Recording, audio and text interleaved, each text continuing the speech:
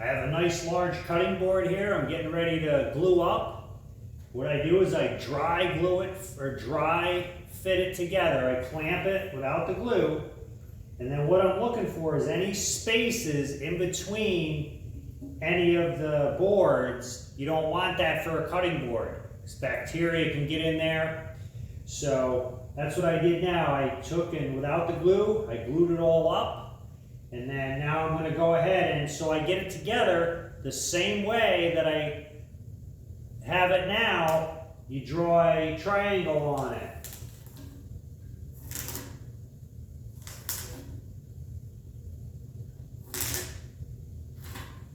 Draw that triangle, and then it'll go back the same way that you have it. So that's all ready, and then what I do is you'll just unclamp it, and then I put the pieces, they have to stay in the same order. So I put one clamp on that side, one clamp on that side, and I unclamp the bottom.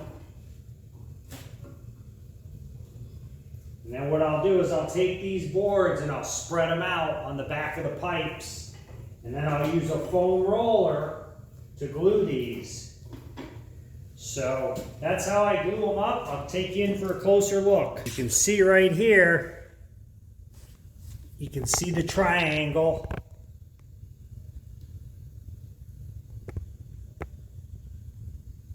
That's the way I'll go ahead and I will glue it up. So I'm going to go ahead and loosen the clamps, and then I'm going to show you how I glue it. Stay tuned. Now I'm going to go ahead, I'm going to take this apart. So I'll loosen these clamps in the back here. This is a big cutting board. It's going to be 20 by 30. When you glue these up, you want to make sure they're flat. I'm actually on the floor, a flat spot on the... Take these back. You want to keep them in the same order. So I'm going to go ahead and put these back here.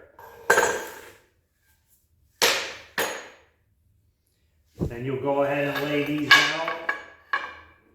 Remember, flip them all the same way so that when you glue these, you just flip them back up, and then the pencil marks, that's how you're going to get everything lined up.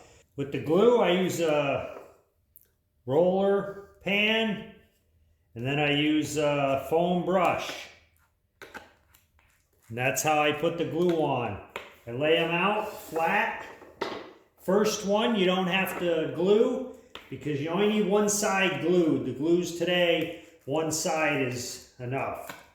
So I just do one side. Make sure you have a lot of glue on here. If you don't use enough, you want 100% coverage. So go ahead and put the glue on heavy. This is a big cutting board, so it's going to take quite a bit of glue.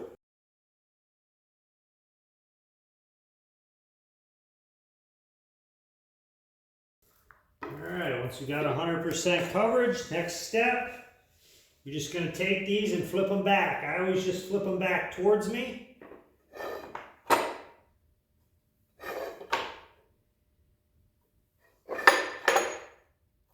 And you can see pencil marks, they're lining up. That means you have it correct. It's going back just the way you did it when you clamped it the first time, when it was dry. Now, once I have them all the glue on, next thing you know, next thing I do is I take a square, framing square, put this on here, and one edge, and then I just slide them all down, make sure they're all, we got a square edge. And then we're going to we're going to be ready to clamp. Push it over.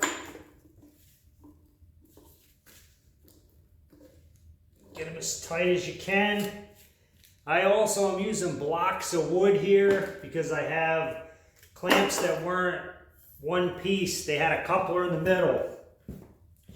So, if you notice, there's a coupler here.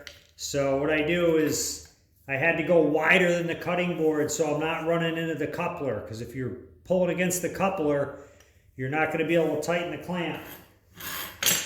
Then what I do is just gently, evenly and gently, tighten these handles, tighten it up. I also check on the bottom.